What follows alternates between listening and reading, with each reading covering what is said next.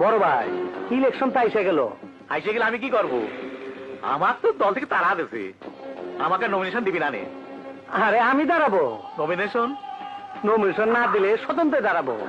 না দাঁড়াইলে 10-12 জন ক্যান্ডিডেটে কম পক্ষে 80-90 লক্ষ টাকা চাঁদা দিতে হইব। নিজে যদি দাঁড়ায় যায় তাইলে কেউ তো চাঁদা চাইতে পারবো না। টাকা পয়সা অত খরচ হইব না, বাতিজা আছে, ভাই আছে। জি আঙ্কেল, 5 লাখ টাকা দিবেন, চিটাগাং যাবো, লেটেস্ট মাল নিয়ে আসবো, ইলেকশন চাপা। তাইলে বড় ভাই অনুমতি দিলেন তাইলে আমারে?